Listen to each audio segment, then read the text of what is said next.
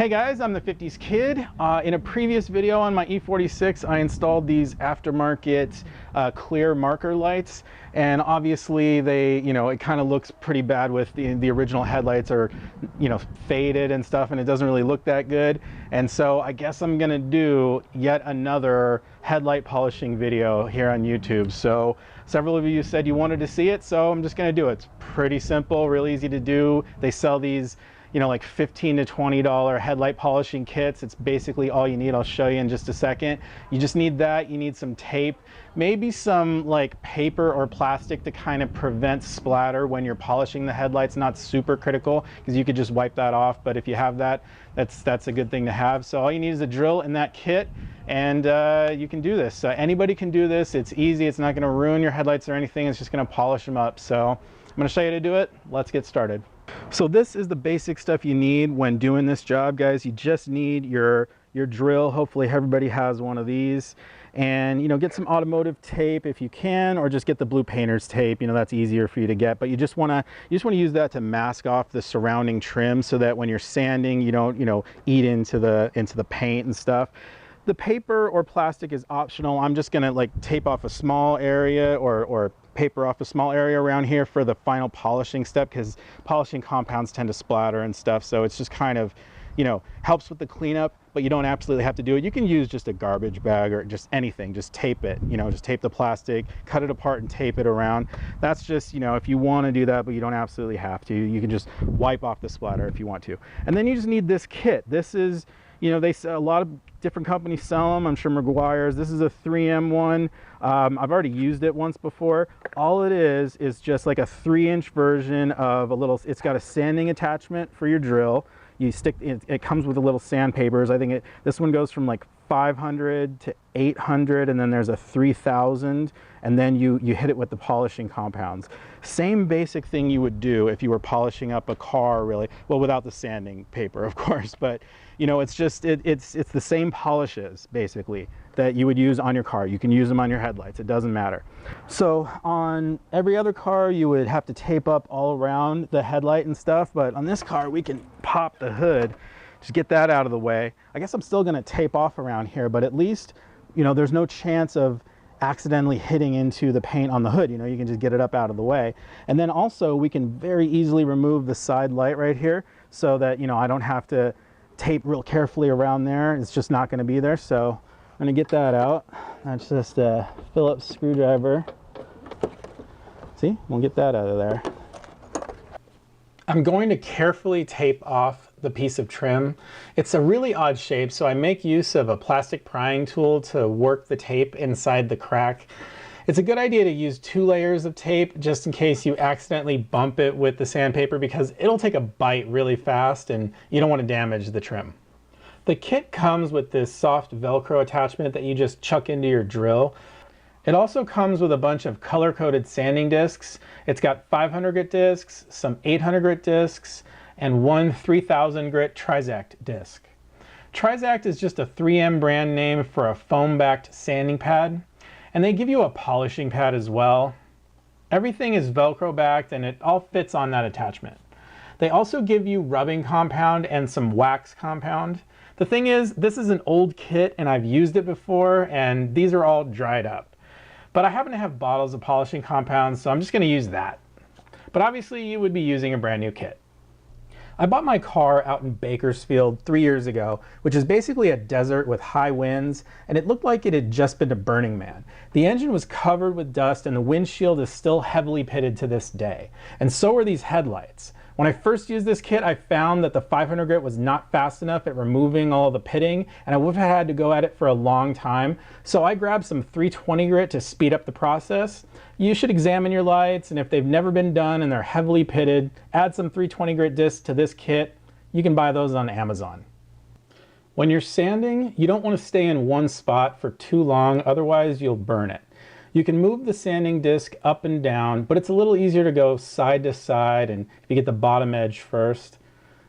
Now this car had recently had a car wash, so I wasn't too worried about coarse dirt getting trapped between the sanding disc and the lens and causing more than 500 grit scratches, but it's always a good policy to clean them first. I mean, do what I say, not what I do. You want to make several passes with the initial grit to ensure that you've got out all the imperfections. How long you sand depends on how much damage your lenses have. As you sand, wipe away the dust and check your progress. This first stage of sanding is the most important, and it sets the stage for how well the final job will turn out. Any imperfections you fail to get out now will never come out with the finer grits. I ended up making 3 passes with the 500 grit before I decided to move on. This is Varnish Makers and Painters Naphtha. It's a mild solvent that can be used to wipe down metal panels when sanding, and it won't hurt the headlights. You can absolutely use plain water to do this, but I grabbed this because it was closer. Also, the nice thing about a solvent is when you wipe it on, you get kind of a preview of what the lens would look like if it were polished right now. So you can use it to see whether you need to sand out more faded or yellowed plastic until you get down to the undamaged material. And as you saw, it evaporated quite rapidly, and I didn't need to waste towels on drying. So now we're going to switch to the 800 grit disc. The idea here is to get out all the 500 grit scratches. You'll know the difference once you wipe off all the sanding dust. If you still have 500 grit scratches anywhere, they'll look visibly different to your eye, and you'll know you need to go over it once again. But usually 1 or 2 passes is more than enough in these stages. We're getting closer to the end. You can see that sanding dust is getting everywhere. I honestly should have just taped everything off before I started, and that's what you should do as well if you plan to use paper or plastic to make the job neater. By the way, you will probably have a black rubber strip clipped in above the headlight, and it'll likely have turned to goo by now and stuck to the headlight. That's the reason I removed mine. It's time for the 3000 grit Trizact disc. You'll want to wet it down with some water, and also the headlight too, as it helps the disc to be more efficient. If you sand this dry with such a fine grit, the dust will clog up the pad too fast, and you'll have to stop several times to wipe it clean. Here I'm using water to clean the headlight off, and you can see how it beads up and we don't get that nice effect that we get from the solvent. Now let me use solvent to show you how close we are to the end. That is exactly what it's going to look like, and you can see when it dries that we only have a small amount of polishing left to do. So these are the polishing compounds that I have. In my opinion, there are just 2 basic kinds of compounds, coarse and fine, also called cutting compound and polishing compound. You can see that one of these has extra heavy cut and the other does not. Think of compounds as liquid sandpaper of a very high grit. I'm not exactly sure what they equate to, but cutting compound is probably in the 10,000 neighborhood, and maybe polishing compound is in the 15,000 grit neighborhood. Actually, I'm just making this up. I have no idea what the real numbers are. You can almost certainly use any kind of compound to do this. The finer compounds will probably just take slightly longer. The kit itself only comes with cutting compound, so you're going to be fine if that's all you have. So now I've taped off the whole area to avoid getting splatter everywhere. Honestly, it's probably overkill because the M100 compound I'm using is really good and hardly splatters at all and doesn't dry out and turn into dust very easily. I realized I should have worked the compound into the whole pad like this before I started. It helps prevent splatter if you prime your pad like this. It's much better than whacking compound on the surface of what you're polishing, because when you fire up the disc, it'll fling that compound everywhere. If it dries out, just stop and add more compound. It really all depends on which one you're using. I can highly recommend Meguiar's M100 Pro Speed compound. Now, as you can see, I'm wiping the lens away with the solvent, and now as we let it dry, we're going to see if we need to go any further with the polishing. If it looks exactly the same when it dries as it does when you've got the solvent on there, then you're done basically. Now I can see here that I've got water spots on the inside of the lens, and there are just kind of a couple of burn marks that I can't really show you on the camera, but I can see them, and it just means that the job is not 100% perfect, but honestly, it looks really good from afar. It looks really good in video here, and I honestly couldn't be happier with the job. I was planning on using the final polishing compound just because I have it, and why not? But that does mean that I'd have to go and wash out the pad to get the first compound out, and then I'd have to wait for it to dry, and Looking at this, it's pretty clear that I do not need to go any further, and I'm just going to move on with the next step. And that final step is to put some kind of UV protection on the lens, such as this wax. The kit actually comes with wax for this purpose. Unfortunately, we all get lazy, and of course we don't continue to wax our cars every week, and what happens is this polishing job will only last about 3 years before the sun destroys it again. It's pretty easy to apply wax. Just put on a liberal coat and let it dry, then buff it off with a clean rag.